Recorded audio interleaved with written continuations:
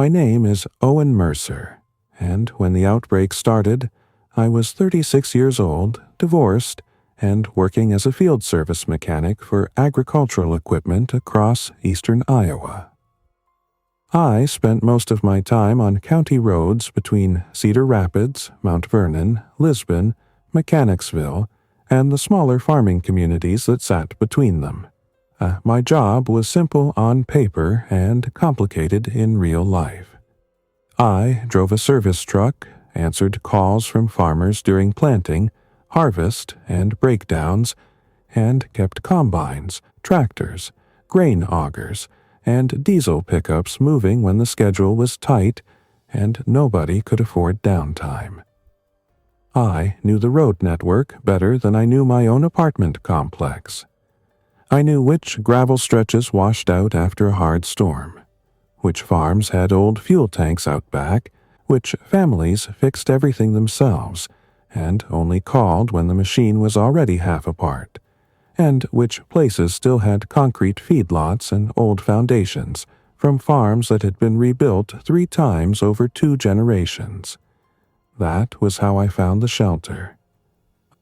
I did not go looking for it because I was brave or because I had some grand plan. I found it because everything above ground had started going bad faster than anyone wanted to admit, and I was already out in the country when the last thin layer of normal life gave way. The first signs had been easy to dismiss. A sickness moving through Des Moines, then Cedar Rapids, then reports from Chicago and St. Louis. At first, it was described like a severe neurological infection. High fever in some people, confusion in others, sudden aggression, people wandering into traffic, people collapsing at work, people coming back around in a way that didn't make sense. The television coverage was careful for the first 48 hours. Public health officials used phrases like acute behavioral episode and emergency quarantine measures. County offices sent text alerts about avoiding large gatherings and monitoring official channels. Stores started thinning out. Pharmacies got lines, schools closed temporarily. Churches canceled Wednesday night meetings before they canceled Sunday services. People still went to work because that is what most people do right up until the point they can't. I was at a John Deere combine call south of Lisbon when my younger sister Nora called me for the 3rd time that morning. She lived in Cedar Rapids with her husband and 2 boys. I let it ring once, then answered with one hand while leaning over an open engine bay. "Owen, where are you?" she asked. "South of town, farm call. Come into the city and get us." What happened? There was a pause full of traffic noise and voices in the background. There was something at Mercy. They shut down part of First Avenue. Ben tried to leave work early and they told them to stay inside. Somebody said a school bus driver passed out at an intersection. The boys are home. I'm not waiting for the county to explain it. I straightened up and looked across the field. The farmer, Dale Renshaw, was standing near the ladder of his combine with his hands on his hips. Behind him, the soybeans ran flat and gray-green toward a tree line. It was late September, warm for the season, the kind of day where dust hung in the air even when there was no wind. "Nora, lock the doors and stay there," I said. "Fill the bathtubs, every bottle you've got. Charge everything. Keep the radio on. I'll call you when I'm rolling." She did not yell. That made it worse.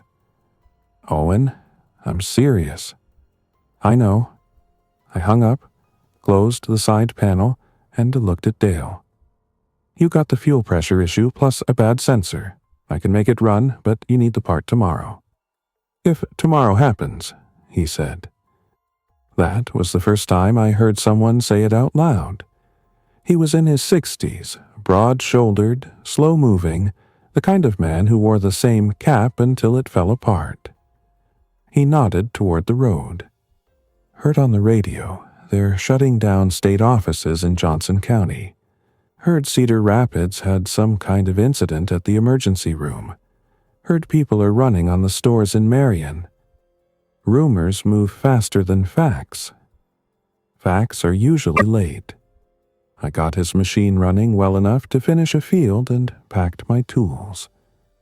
My service truck was a white Ford F350 with a crane rack, lockable side boxes, a welder generator, spare belts, fluids, filters, a pressurized fuel transfer tank, and more useful junk than most people realized. I had coveralls, steel-toed boots, nitrile gloves, eye protection, rain gear, a first aid kit, road flares, a case of water, and enough hand tools to take apart half a farm. I also had a pump 12-gauge behind the rear seat because I spent enough time in isolated places to know better than not to. I had never fired it at anything more serious than coyotes threatening calves. At that point, I still thought of it as a last resort farm gun, not a survival tool. Dale waved me over before I pulled away. Don't go into Cedar Rapids unless you have to. My family's there. He looked down for a second, then back at me. Then don't go in blind. I drove north toward town and could feel the day changing before I saw evidence of it. Traffic was wrong. Too many people going too fast in directions that made no sense for the time of day. Cars were packed with grocery bags, coolers, bedding, kids. A livestock trailer came through a four-way stop without slowing, a half-dozen goats banging around inside it. At one gas station outside Mount Vernon, there were cars lined 3 deep at every pump and people arguing in the lot. At another, the pumps were bagged over already. I tried Nora twice. No answer. I tried Ben, her husband. Straight to voicemail. I turned on AM radio and started scanning. Most stations had switched from normal programming to rolling coverage and call-ins. There were reports of violent medical episodes in Cedar Rapids, Davenport, Waterloo, Iowa City, and along Interstate 80. The governor had declared a state emergency. The National Guard was mobilizing to support public safety and critical infrastructure. A sheriff from one county said residents should remain home and avoid to travel unless absolutely necessary. Another station interviewed an emergency physician who sounded exhausted and kept repeating that anyone with severe agitation, disorientation, or sudden loss of recognition should be isolated and not approached without assistance. The word infected was not being used yet, but everyone listening was already thinking it. When I got within 10 miles of Cedar Rapids, traffic slowed to a crawl. The southbound lane was jammed. Northbound was worse. Cars were left on shoulders, doors open. I saw a city bus angled partly onto a median with nobody in the driver's seat. A sheriff's deputy stood in the road trying to wave vehicles away from an interchange, and people were ignoring him. Somewhere ahead, faint but steady, I could hear sirens. I got off the highway before the full backup trapped me and started using farm roads to work my way east. That was when I saw my first person who clearly had the sickness. He was walking in the middle of a county road near a grain elevator outside Bertram. No shirt, no shoes, one hand slick with blood that might have been his or someone else's. He was moving, but not with purpose. Cars edged around him.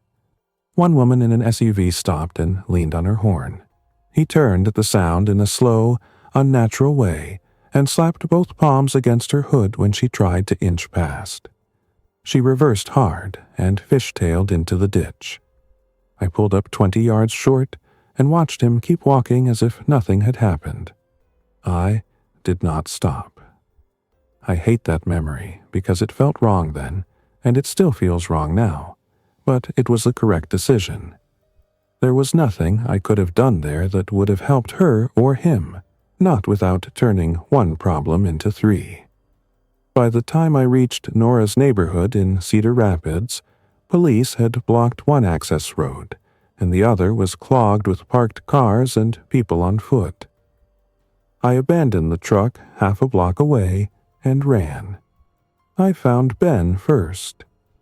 He was in the front yard of the neighbor's house with two other men, both trying to hold down someone on the grass. It took me a second to realize it was the neighbor, Mr. Peak, who had lived there for years and used to hand out full-size candy bars at Halloween. He was gray-faced, sweating through his shirt, and fighting like a man who could not recognize anybody. Ben looked up at me with eyes I had never seen on him before. "Owen," he said, like the word itself hurt. "Where's Nora?" "Inside. Boys too." I took one step toward the house and missed her. Peak twisted loose and lunged at the man on his left, grabbing for his face with both hands. The whole thing happened so fast it did not feel real. Ben shouted. Somebody fell backward. I pulled Ben away by the shoulder, because it was obvious in that instant that no one here understood what the rules were anymore. Nora had shoved a dresser against the front door from the inside and nearly hit me with a fireplace poker when she heard me force it open. The boys, Tyler and Mason, were in the hallway with backpacks on. She hugged me so hard I could barely breathe, then pulled away and asked the only question that mattered. How do we leave? That was the last normal decision point of my old life. Everything after that became movement, risk, compromise, and timing. We took my truck because it had fuel, tools, and enough weight to push through light obstructions. Ben drove their SUV behind us. We loaded water, canned food, blankets, children's medicine, batteries, flashlights, Nora's paper road atlas, Ben's handgun from a locked safe, and every gallon of fuel we could legally or illegally find in their garage and lawn equipment. I told them we were not going to the interstate and not going to any public shelter. Ben wanted to reach his parents in Dubuque. Nora wanted to stay together and get rural. I wanted distance from the city and something defensible by nightfall. We got out of Cedar Rapids by using back streets, frontage roads, and one stretch of service access that I knew from doing hydraulic repairs for a contractor who maintained municipal equipment.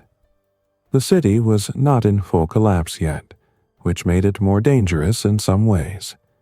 Too many people were still trying to follow old routines. Parents were walking towards schools that had already locked down. People were lined outside urgent care centers. Traffic lights still cycled while intersections turned into shouting matches. Every siren drew more people toward it instead of away. At one point, we passed a grocery store with 2 broken windows and a crowd surging in and out, and nobody had any idea whether they were grabbing supplies, chasing rumors, or just following everyone else. We stopped west of town at a farm supply store because the lot looked empty. The power was still on. I took Ben in through the side door. We moved fast and took practical things. Headlamps, work gloves, a hand crank radio, water purification tablets, duct tape, rope, 2 pry bars, a box of contractor bags, and a map of county drainage districts pinned to the wall in the office because it showed old easements, creeks, culverts, and land access roads. It turned out later that the map was one of the most useful things I grabbed. We had just loaded the last box when a pickup came into the lot too fast and hit a concrete bollard. 2 men got out. One was yelling for help, the other was slumped against the passenger door and moving wrong. His head kept dropping and snapping back up. Ben reached for the truck door and I caught his arm. No. He's hurt. Look at him. The yelling man started toward us, then saw something behind him, and turned. The passenger had come around the hood of the pickup without either of us seeing him move. He slammed into the other man, and both went down hard on the asphalt. Ben froze. I dragged him into the cab and drove. Neither of us said much for the next hour. By evening, we were south of Anamosa, using secondary roads and trying to decide whether to risk an abandoned farmhouse for the night or keep moving. It was Tyler, Nora's older boy, who spotted the sign first. A weathered wooden placard nailed to a fence post, half hidden by weeds, with letters barely visible under peeling paint. Mercer Farm, 1919. At first I thought nothing of it because Mercer is not an uncommon name. Then I saw the lane. It ran between two overgrown hedgerows and curved out of sight behind a stand of old cottonwoods. The mailbox was gone. The fence had collapsed in places, but there was a stone pillar at the entrance with an M chiseled into it. I had seen that mark once before, in a box of black and white family photos after my grandfather died. My father never liked talking about his side of the family. All I knew was that his father had grown up on a farm in Jones County and left after a fight with his own father in the 1960s. The land had been sold or lost or divided up. The story changed depending on who was telling it. I had never cared much. I was raised in town, not on acreage. Old family property was just something older relatives muttered about at funerals. But now, with daylight fading and roads becoming less trustworthy by the minute, a possible family farm hidden off the main route seemed like a better gamble than an empty house on an open road. We drove in. The place looked dead in the ordinary rural way first, not the end-of-the-world way. There was a white farmhouse with most of its windows intact but dark. A red barn leaned slightly to one side. Two machine sheds stood farther back near a line of volunteer trees and rusting equipment. An old windbreak of spruce ran behind the house. The yard was knee-high with grass. No recent tire tracks, no lights, no livestock sounds. A stock pond beyond the barn reflected the last of the sun. "Anybody here?" Nora asked. "Doesn't look like it," I said. We parked facing outward and did a fast, careful check. I told Nora and the boys to stay in the vehicles with doors locked, while Ben and I cleared the house exterior first, then the barn. I used the shotgun.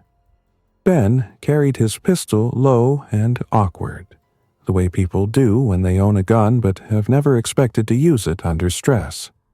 The farmhouse had been stripped gradually over years, not looted in a rush. Kitchen drawers open, a few broken chairs, no refrigerator, old newspapers, raccoon droppings in one upstairs bedroom. The power was off at the panel. Plumbing had likely been winterized long ago or simply failed. The barn held rotten hay, empty stanchions, a broken wagon, and a rusted fuel barrel with nothing in it. No people. No recent activity. No smell of decay. No hidden generator hum. Nothing. It would have been enough for one night, but I kept thinking about the way the place was laid out. The house foundation looked older than the barn. The barn floor had two different pours of concrete. The machine shed closest to the trees had newer hinges than the rest of the building. I noticed things like that because my work trained me to. Machines tell you where they've been modified. Buildings do too. We brought the family into the house and barricaded the back and front doors as best we could. The boys ate crackers and peanut butter on the living room floor while Nora made them drink water, even though neither said they were thirsty. Ben sat on the stairs, staring at nothing. I took a flashlight and went back outside. That might have saved all of us. The clue was not dramatic. No hidden lever, no metal door in plain sight. It was a vent pipe. I found it behind the machine shed near a thicket of sumac and scrub elm, about 50 feet from the back wall. It was a vertical pipe, maybe 3 inches across, capped with a mushroom hood and painted dull green. It stood just high enough to clear winter snow. At first glance, it looked like abandoned field drainage or a forgotten septic vent. But septic vents are tied to buildings, and this one was too far out. Also, the pipe had a screened opening, and the screws were stainless steel, which meant somebody had thought about corrosion and insects. I knelt by it and felt faint air against my knuckles. There was air moving underground. I circled outward with the flashlight and found a second vent nearly hidden by brush, then a concrete rectangle under the machine shed itself where one section of floor sounded slightly hollower under my boot than the rest. I went inside and found the old farm papers that were still scattered in a built-in cabinet near the kitchen. Tax records, feed invoices, an insurance form from 1984, a yellowing envelope addressed to Harold Mercer. Inside it was a folded, hand-drawn map of the property with field boundaries, the well, the septic line, and one notation near the machine shed marked simply storage below. Not storm cellar, not root cellar, storage below. Ben saw my face when I came in. "What is it?" "I think there's something under the shed." We waited until the boys were asleep on blankets in the front room because I did not want them around if I was wrong and the floor collapsed, or if I was right and something was living down there. Then Ben and I went back out with crowbars, flashlights, gloves, and the truck positioned for light.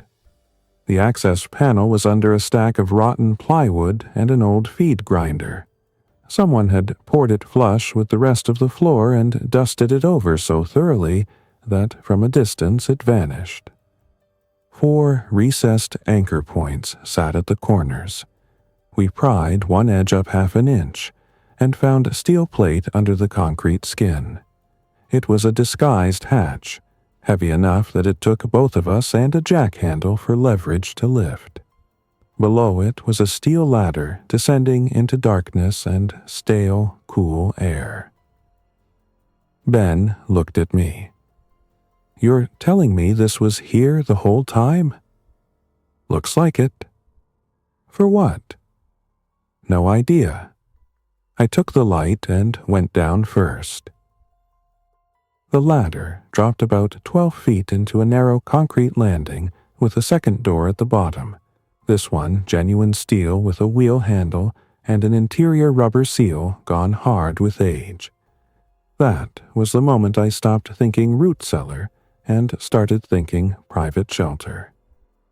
The door took effort, but opened inward. Dust rolled out. My flashlight beam cut across a concrete corridor, painted once in cream or pale green, with exposed conduit on the ceiling and signs of old electrical work. The air smelled dry, stale, and faintly of machine oil. The corridor opened into a main room about 20 feet by 30. It had built-in bunks along one wall, metal shelving, a workbench, and a small kitchen area with a propane cooktop. A second room held a water tank, pressure tank, pump controls, and 2 banks of old lead-acid batteries in steel trays. A third contained a diesel generator the size of a riding mower engine, mounted on vibration pads, plus ducting that led to intake and exhaust lines. there was a chemical toilet room, a shower stall, a pantry, and 2 more storage closets. At the far end, behind another door, was what looked like a tiny office with a cot, a file cabinet, and a radio desk stripped of most electronics. The walls were reinforced concrete, maybe 8 inches thick from what I could judge around a pipe penetration. The ceiling was lower than modern construction, maybe just under 7 feet. It was not military. It was not government. But it was serious. Whoever built it had planned for weeks or months underground, not a weekend storm. We spent the next 2 hours checking every system the way I would inspect a used machine with unknown history. The well line appeared separate from the farmhouse and still pressurized at some point in the past. The water tank was empty but clean. The pump was an older Gould's deep well jet arrangement feeding a bladder tank, though I would not know if the well itself was viable until I tried it. The generator was diesel, likely from the late 1980s or early 90s, air-cooled, with an external day tank connected to a larger underground storage line that might or might not still hold fuel. The battery bank was dead, but the terminals were in surprisingly decent shape. The ventilation system used 2 filtered intake lines, 1 exhaust line, and a manually operated blast-style damper setup that looked inspired by civil defense manuals from the Cold War. There were spare filters wrapped in plastic. The pantry shelves held old jars, some canned goods long past use, sealed buckets of something granular that turned out to be water softener salt, and several cases of military-style ration tins from years ago that I did not trust. Most important of all, the place was hidden, dry, and intact. I found the paperwork in the office file cabinet. Construction receipts from 1987 and 1988. Concrete contractor from Dubuque. Generator purchased through an industrial supplier in Cedar Rapids. Correspondence addressed to Harold Mercer and one Edwin Mercer, my grandfather's brother, who I had heard named only twice in my life. One letter referred to the Lower Storehouse Project, and another, much blunter, mentioned civil unrest concerns, fuel storage, and independent water access. Whoever built the shelter had not advertised it to county officials any more than necessary. It might have been permitted as an agricultural storage structure, then finished privately. There was also a spiral notebook with maintenance entries up through 2009, monthly generator runs, water line flush, battery electrolyte checks, filter rotation. After 2009, nothing. I brought Nora down before dawn. She stood in the main room with her flashlight sweeping across the bunks and shelves, and just let out a slow breath. "You found us a bunker." "It's a shelter," I said automatically. She looked at me. "Owen, it is absolutely a bunker." The boys thought it was the coolest place they had ever seen, which would have been funny under any other circumstances. Tyler wanted to know if pirates had built it. Mason asked whether there were secret tunnels. Ben walked through the rooms in silence, and then sat on one of the bunks and cried where the kids could not see him. I pretended not to notice. The next 3 days were the last time the world still had edges. Cell service degraded, then became intermittent. AM radio stayed alive longest. Regional stations blended official warnings with frightened rumors. Urban hospitals were overwhelmed. Interstate travel restrictions appeared, disappeared, then came back. There were clashes around checkpoints. Some counties were telling residents to shelter in place. Others were advising evacuation from dense areas. The infected were being described more openly now.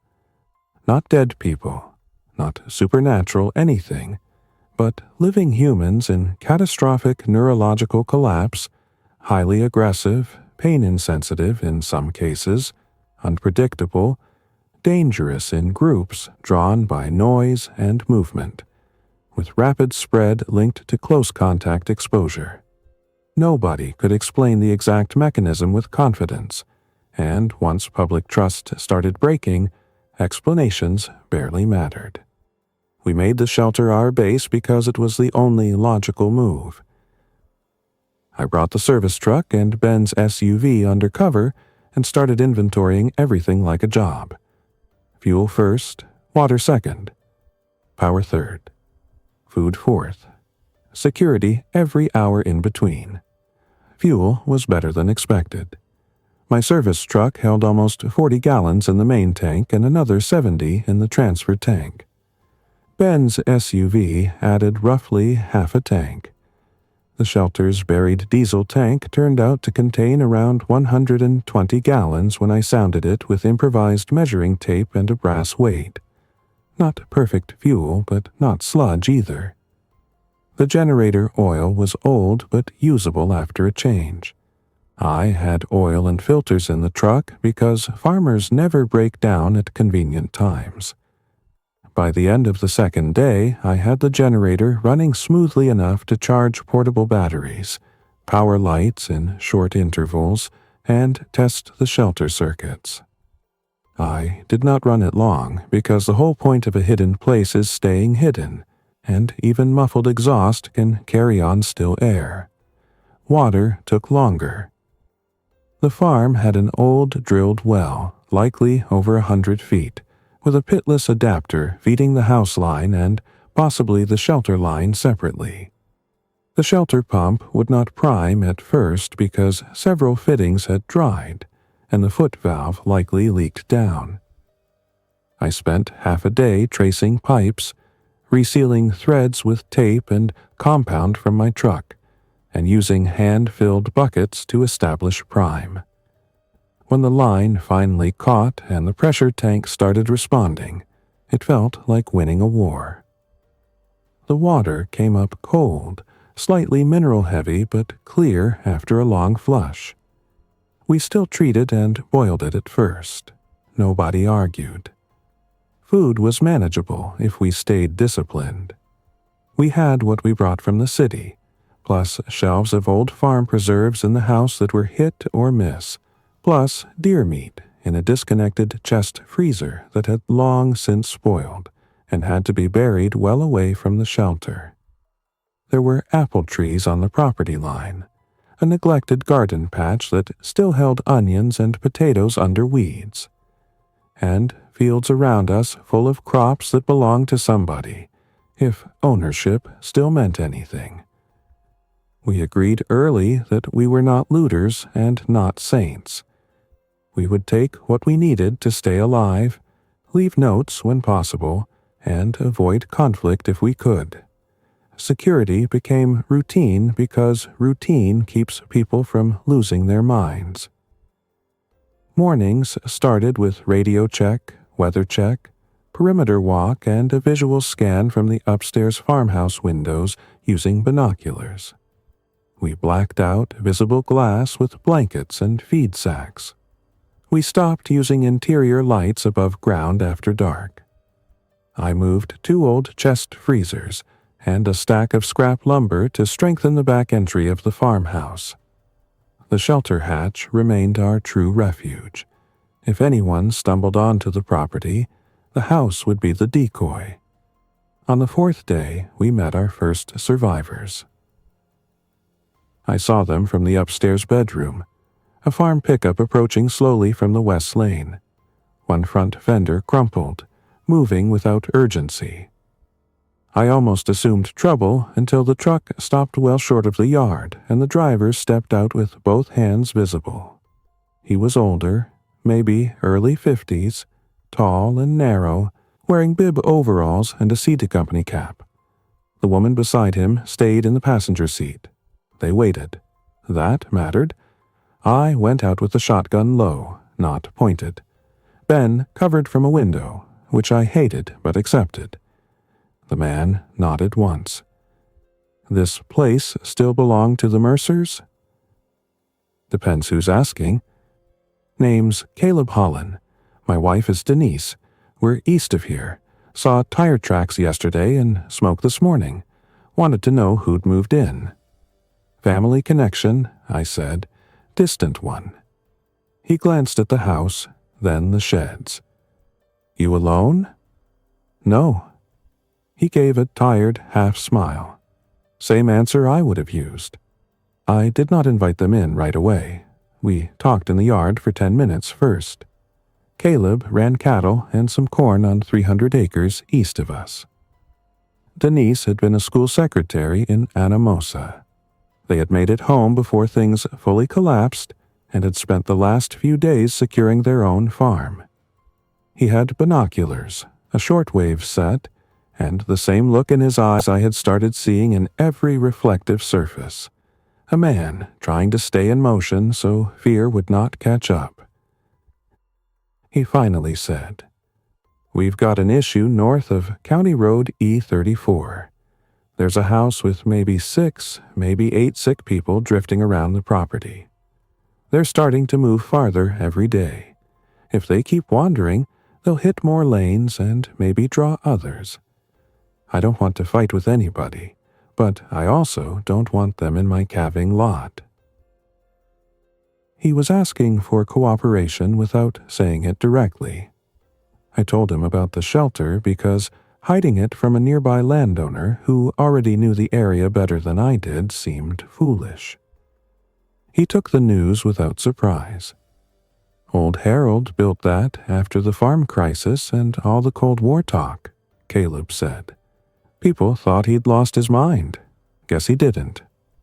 That was the first outside confirmation.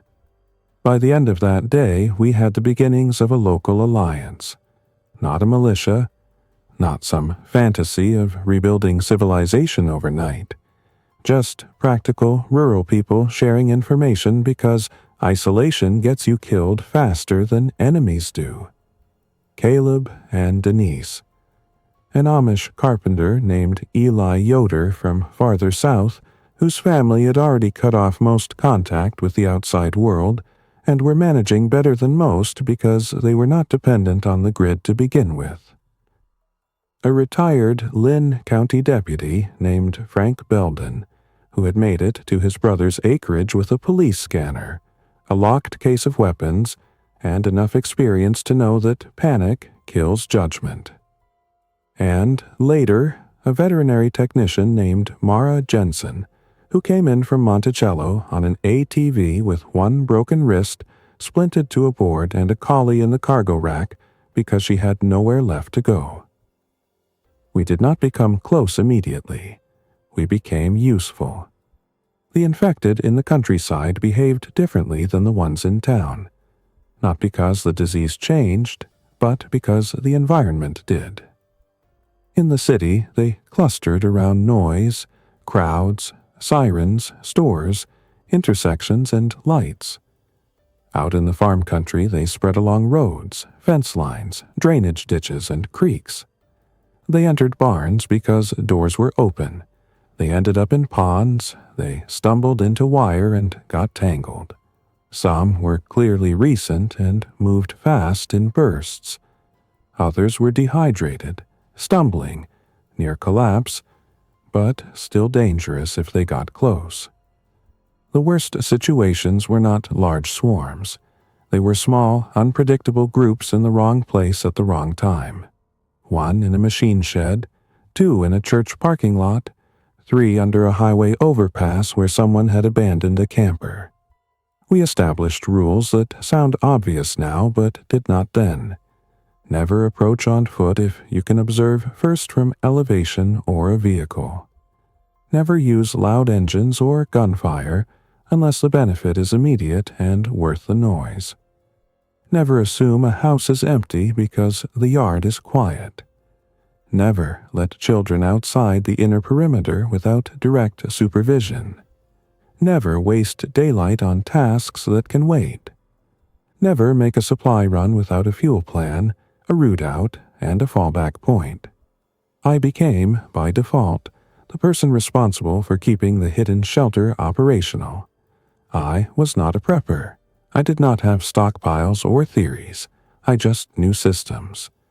Pumps, engines, batteries, lines, fasteners, seals, filters, failure points. Every day there was work. Rebuilding a cracked generator fuel return fitting from parts in the truck. Rotating and charging scavenged marine batteries for abandoned boats near the Wapsipinicon River. Installing blackout curtains better than our first clumsy attempts. Cleaning the intake vents and fitting finer mesh behind the existing screens to keep mice out. Tracking condensation in the vent shafts as outside temperatures dropped. Moving canned food off the concrete floor onto pallets so it would not wick moisture and rust through. The old farm slowly started feeling less like a place we had stumbled into and more like a position we could hold. That illusion broke in October. It started with radio silence. One by one, the stations we relied on either went off air or devolved into static, punctuated by weak emergency loops. The strongest surviving AM station out of Des Moines lasted longest, broadcasting fuel advisories, public safety notices, and occasional requests for medical personnel until one evening it cut off mid-sentence and never returned. Frank's scanner still caught law enforcement and National Guard traffic sometimes, but it was fragmented and local.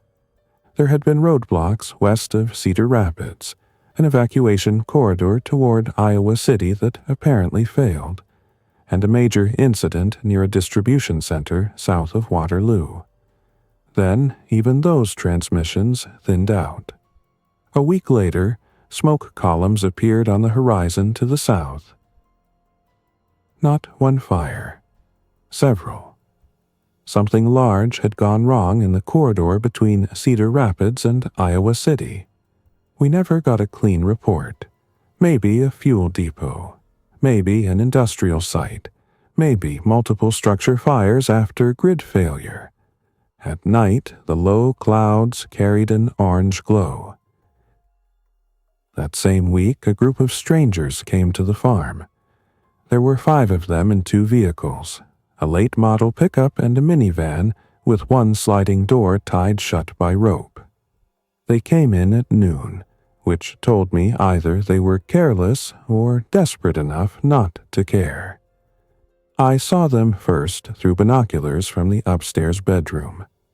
The truck entered the lane confidently, slowed near the house, then continued toward the sheds as if the driver already expected equipment or supplies there. I rang the handbell we used as an internal signal. 1 strike, contact. Nora moved the boys below with practiced speed. Ben took position at the rear window. Frank, who happened to be there trading radio batteries, went to the north side with his rifle.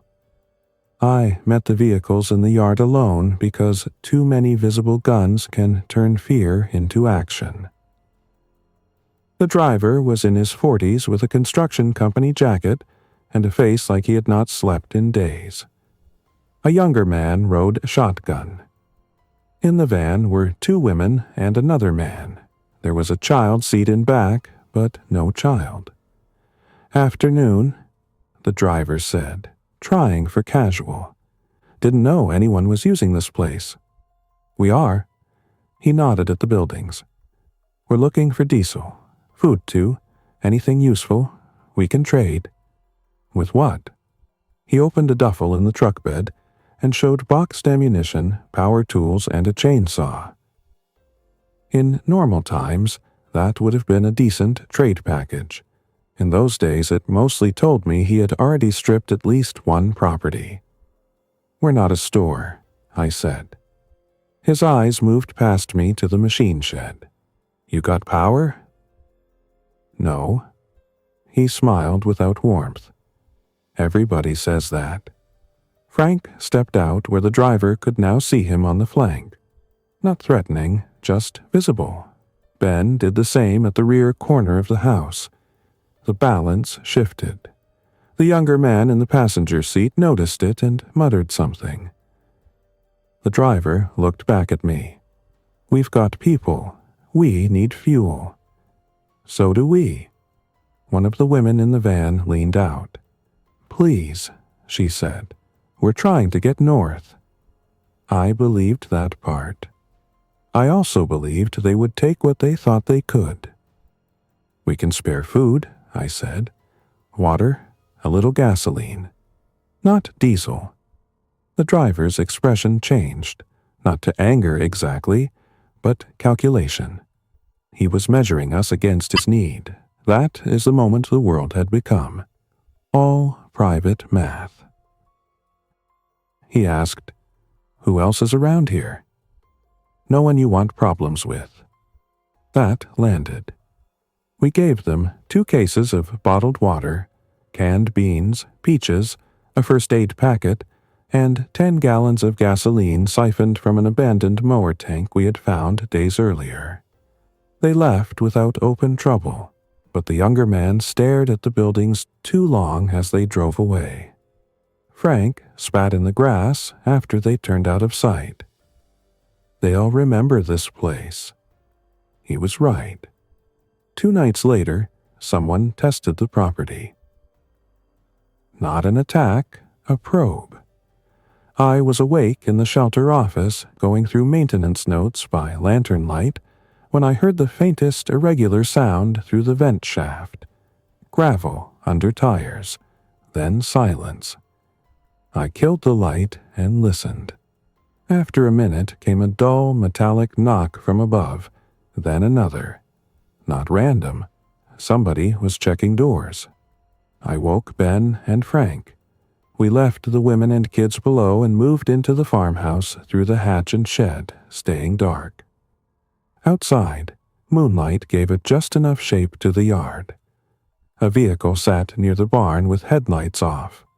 2 figures were on foot. We did not challenge them immediately. That was Frank's idea, and it was smart. Let intruders reveal intent first. One man tried the farmhouse back door. Locked and barred. The other moved toward the machine shed. That could not happen. Frank whispered, "Take the one at the shed." I circled wide through the grass, using the barn for cover. When I got within 30 feet, the man had a pry bar under the edge of the shed door. He was working fast, but not quietly. I raised the shotgun and said, "Stop right there." He froze. "Drop it." He dropped the bar, turned halfway, saw me, and bolted toward the vehicle. I did not fire. Frank shouted from the house side. The second man ran too. Ben, who had more nerves than training, fired 1 round from behind cover that hit the dirt near the rear tire.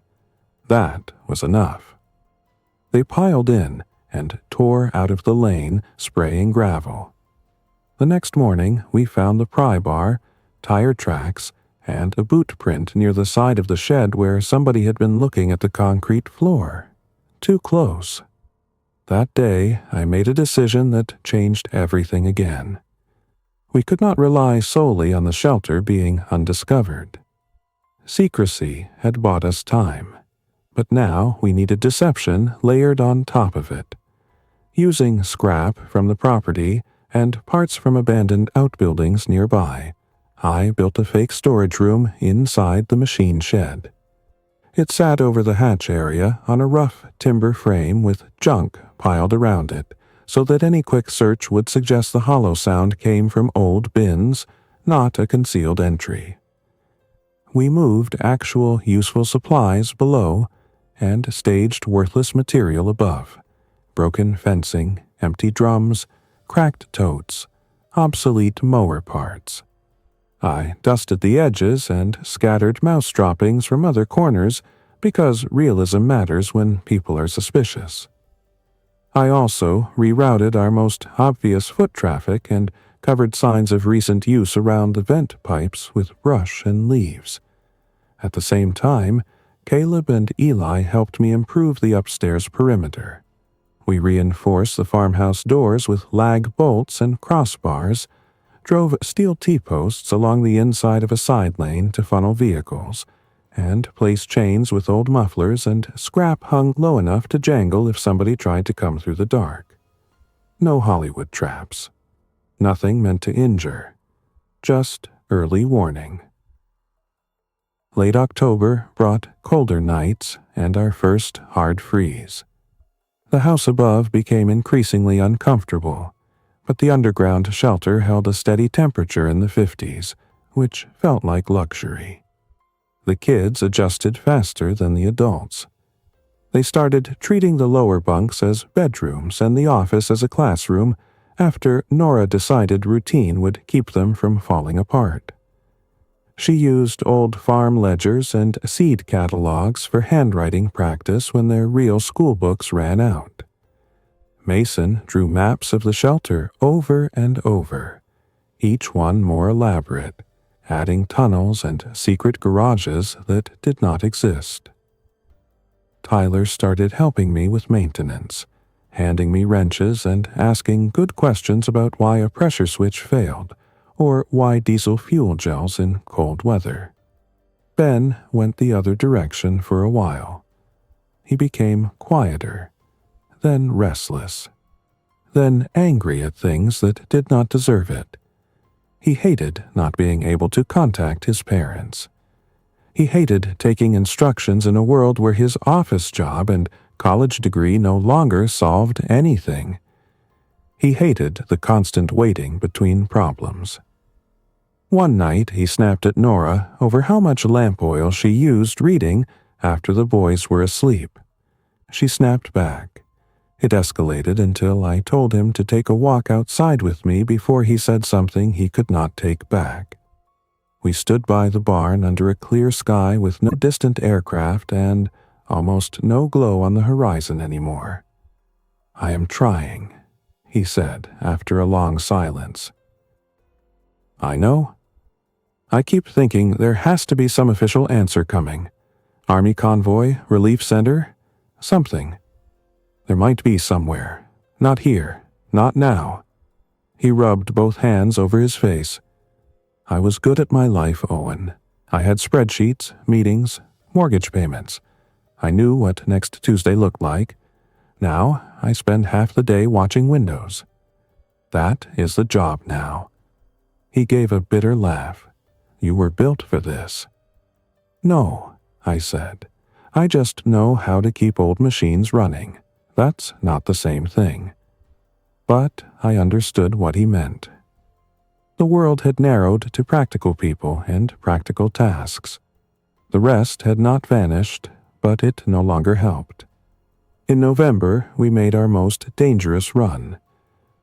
Frank's scanner picked up mention of a National Guard medical distribution point near the fairgrounds outside Monticello that had been overrun or abandoned.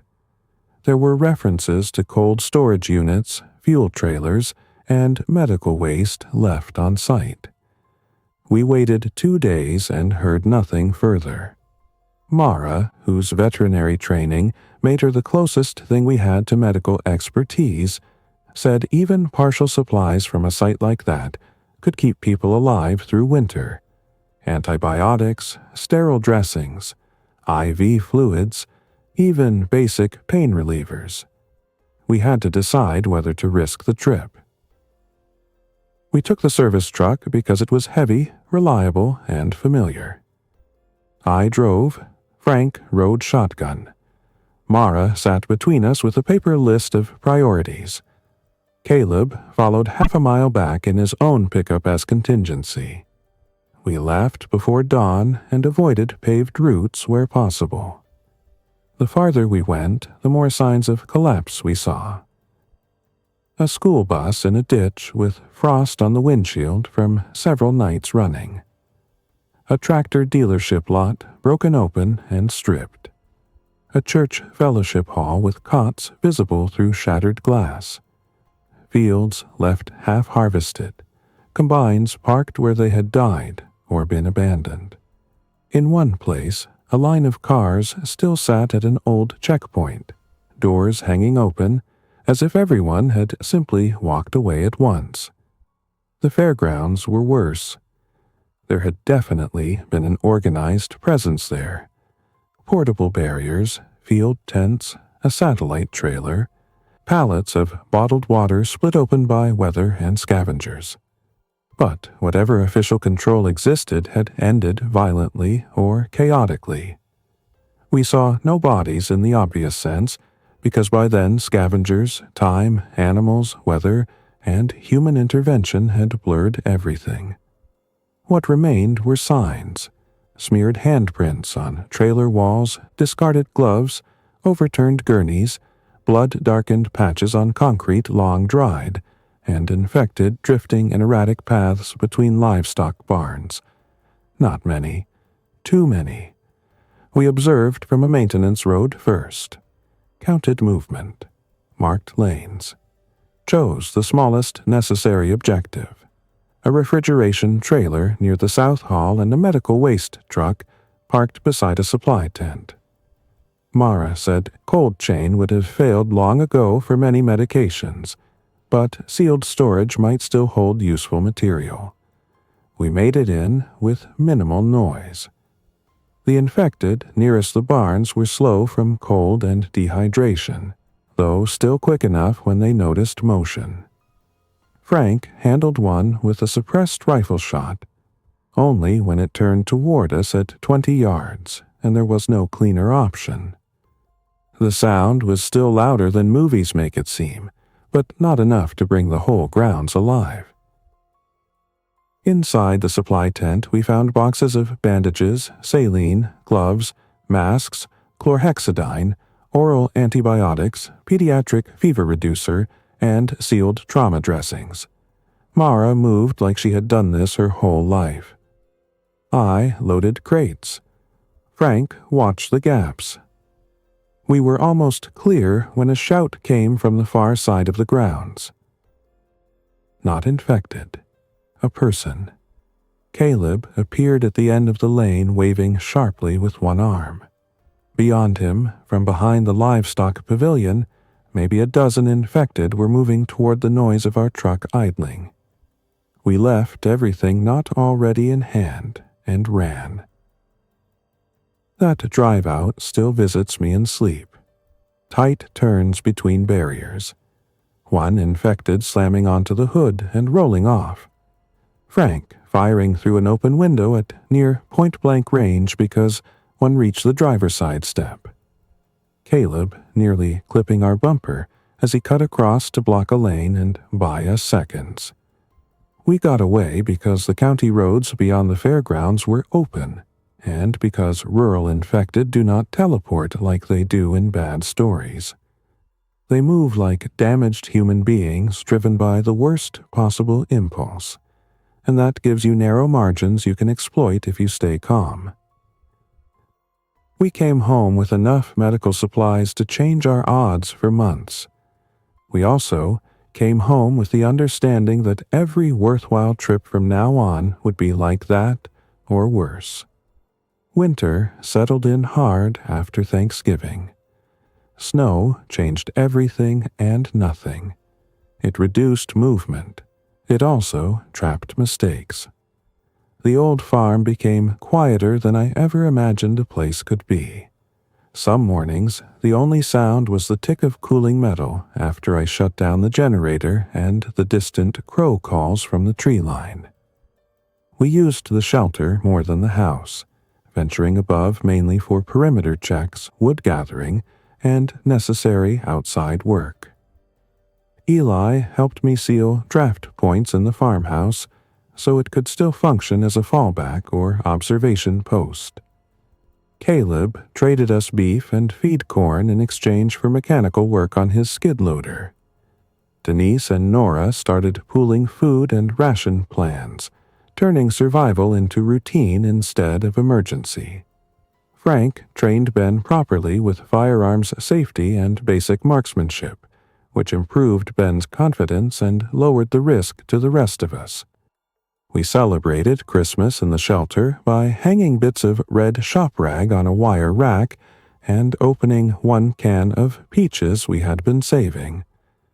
Tyler gave me a pencil drawing of the machine shed with the words Fort Mercer written across the roof. Nora laughed harder than I had seen her laugh in months. For about 10 minutes it felt like a family gathering instead of a waiting room at the end of the world. Then January brought the farm raid. Not by a gang, by hunger. It was dawn, gray and brutally cold, when Denise radioed from the Holland place that she had seen smoke near the old county bridge and fresh tracks crossing from the east. An hour later, Frank spotted movement along our hedgerow. 3 adults, 2 teenagers, bundled in mismatched winter gear, all moving slowly and not trying to hide well. They were not scouting. They were half frozen. I went out alone, first again. The leader was a woman in a hospital scrub jacket under a coat that had lost its zipper. Her nose was red with cold. One teen had a limp. Another man carried a toddler wrapped in a blanket so filthy it was hard to tell its original color. "We saw the chimney," the woman said. "Please, we need somewhere warm for a few hours." I wanted to say yes immediately. The practical part of me asked where they came from. "Trailer park near Marion," she said. Then a church. Then a machine shop. Then nowhere. She was a nurse aide. The man with the toddler had worked HVAC before everything fell apart. The teens were siblings, not theirs. They had lost 2 people on the road in the last week. They had no map and almost no food. This is the kind of moment people judge from a safe distance. In stories, kindness is obvious or suspicion is obvious. In real life, both are true at once. Every hungry stranger can become part of your survival or the end of it. We brought them into the farmhouse first, not the shelter. Warmed them, fed them cautiously, checked for fever, confusion, wounds, respiratory signs. Mara came over and did the kind of calm, thorough assessment that saved us from panic. They were exhausted, underfed, and cold. They were not infected. The debate over keeping them lasted all afternoon. Ben was for it. Nora, too, though more cautiously. Frank was against immediate integration. Caleb argued we did not have supplies to become a refugee center. Mara said the HVAC man, whose name was Luis, might actually be useful with ventilation and heating issues. Denise asked the question nobody else wanted to ask. If we send them away in this weather, what exactly are we sending them toward? In the end, we compromised, which is another word for accepting risk slowly. We sheltered them temporarily, put them to work immediately, and watched everything. It turned out to be the right call. Luis fixed a recurring draft problem in the shelter's intake system within 1 hour of seeing it. The nurse aide, Tessa, became invaluable to Mara, especially with the boys and with an elderly calf delivery at Caleb's place that turned into an all-night emergency. The teenagers, Cole and Bryn, were awkward but hard-working and could carry, sort, stack, and keep watch.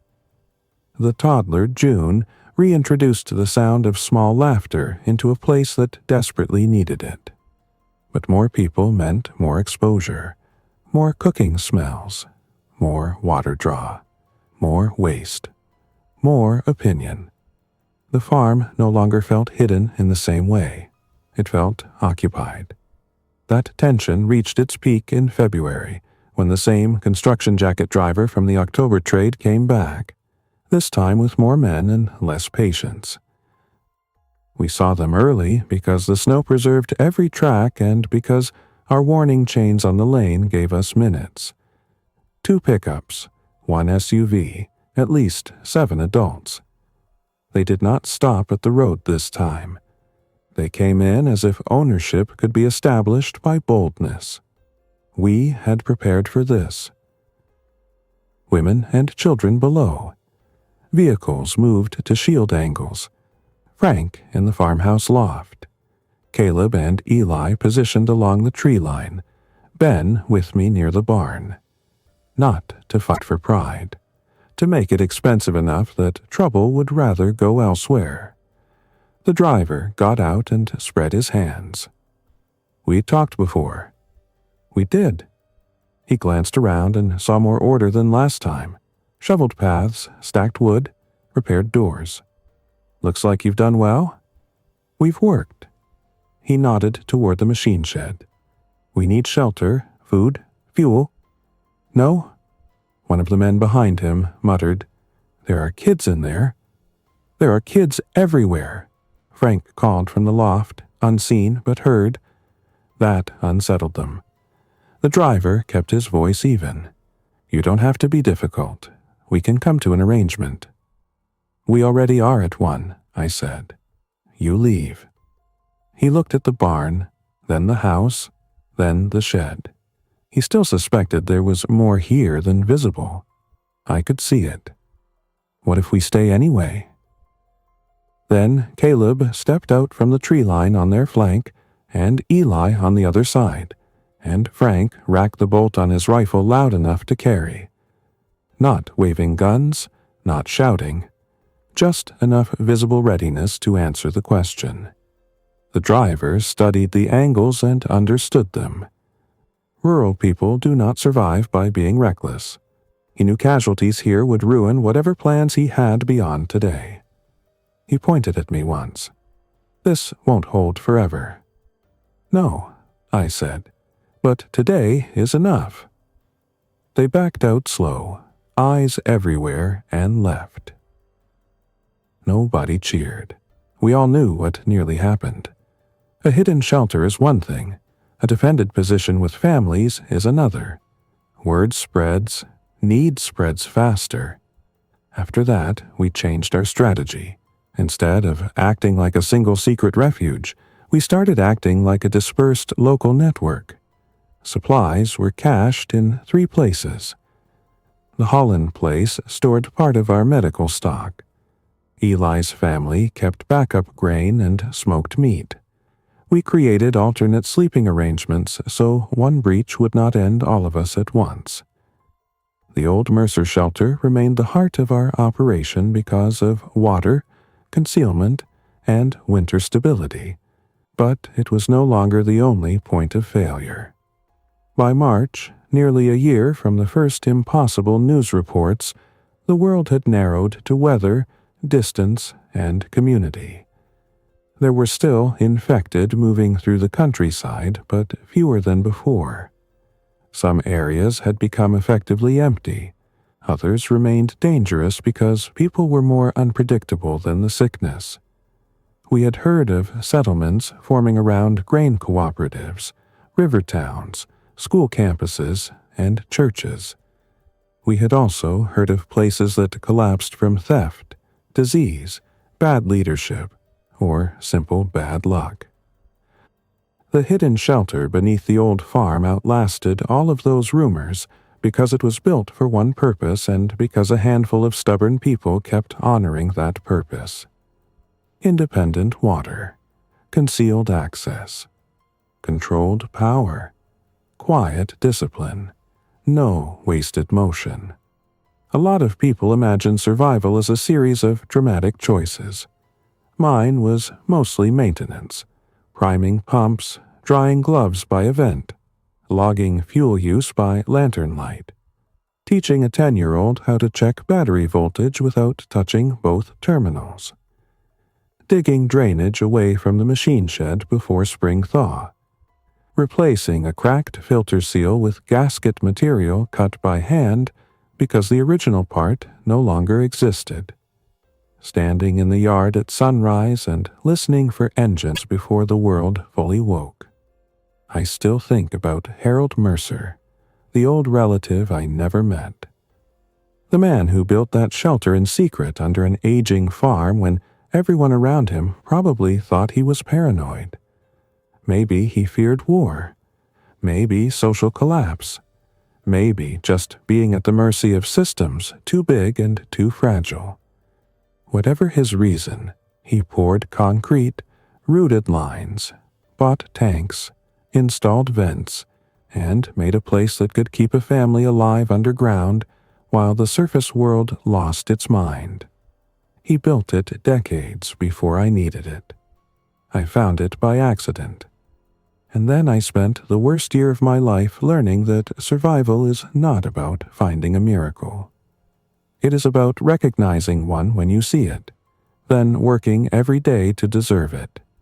When spring finally softened the fields again, the old farm did not look abandoned anymore. It looked used, not restored, not safe, not normal, but lived in. The yard was trimmed in rough strips. The roof patch on the machine shed held.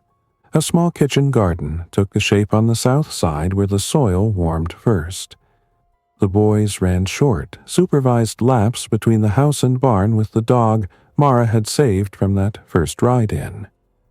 Nora hung laundry on a line for the first time in months because the air was finally dry enough to trust.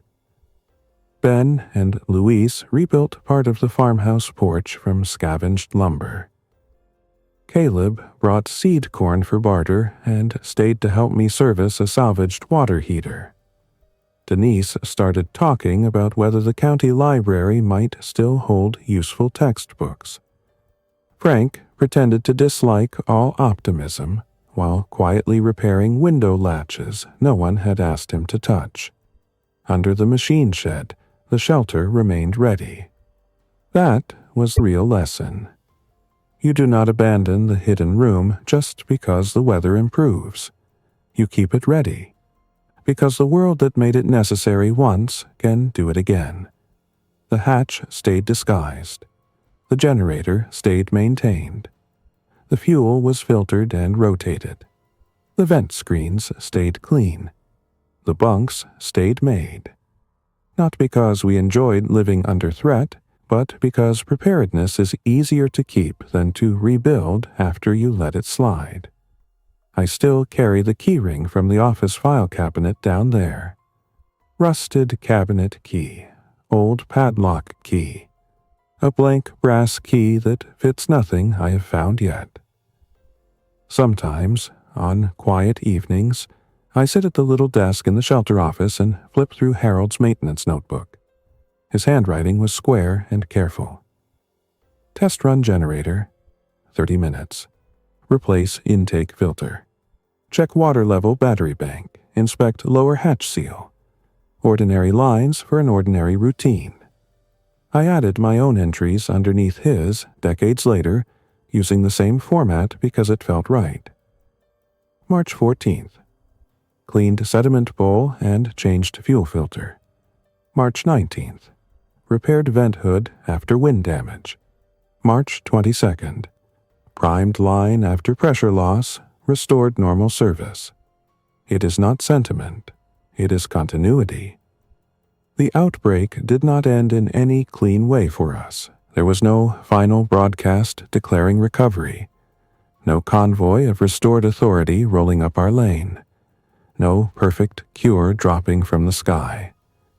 There was only adaptation. The infected dwindled in some places and remained a problem in others. Towns changed shape. Trade routes reappeared in fragments. Trust returned slowly and selectively. We learned which roads were worth using, which communities could be approached, which places were beyond saving, and which people could build something out of whatever remained. But every one of those later choices rested on one earlier truth.